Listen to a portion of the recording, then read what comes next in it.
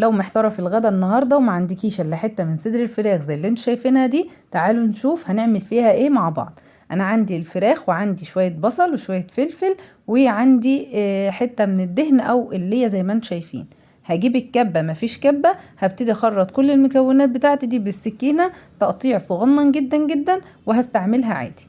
هحط بقى البصل واحط الفلفل، وعندي كام فص توم كده هحطهم كمان معاهم، وعندي دي ربطة من البقدونس. هشيل العيدان وهاخد الورق بتاعي زي ما انتم شايفين كده، هحطها بقى كلها تتضرب مع بعض وهنشوف شكلها ايه.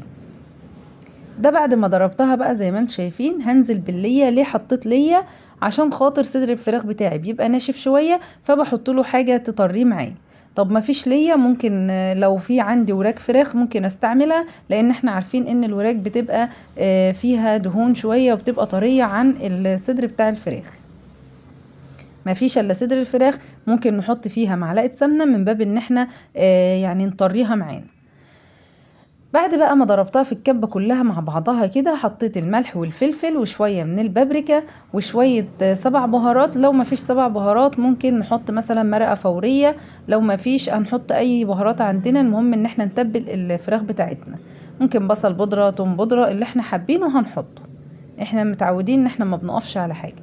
طبعا عرفنا احنا بنعمل ايه بقى دلوقتي. احنا بنعمل حواوشي فراخ. جبت العيش بتاعي فتحته زي ما انتم شايفين كده، وابتديت احشيه بكمية مناسبة، كل رغيف على قد ايه الحجم بتاعه. بفرده بقى بوزعه كده وبس كده. في الوقت ده ببقى حاطه بقى صينيه على البوتاجاز اسخنها معايا كده الاول، شايفين؟ وبعد كده بدهن بقى العيش بتاعي من تحت ومن فوق بمادة دهنية بقى، سمنة بلدي، زيت، اللي موجود عندي بستخدمه. بعد ما بدهن العيش بقى بتاعي كله بكون مشغله الشوايه والفرن من تحت، وببتدي ان انا ادخل الصينيه، ومن وقت للتاني بقلب بقى العيش من تحت ومن فوق، وبسيبه بيستوي. ما بياخدش معايا وقت، بس لغايه ما الفراخ، طبعا الفراخ ما بتاخدش وقت معانا في التسويه خالص. بيطلع بقى معانا بالشكل الجميل ده وبيبقى مقرمش كده وتحفه. لو حابينه طري شويه ممكن نغطي عليه دقيقتين 3 بس، وهو لسه طالع سخن كده البخار بتاعه ده هيطريه معانا. بس هو كان بجد طعمه حلو جدا، جربوه مش هتندموا ابدا. لو الفيديو عجبكم لايك وشير ومتابعة عشان يوصل لكم كل جديد.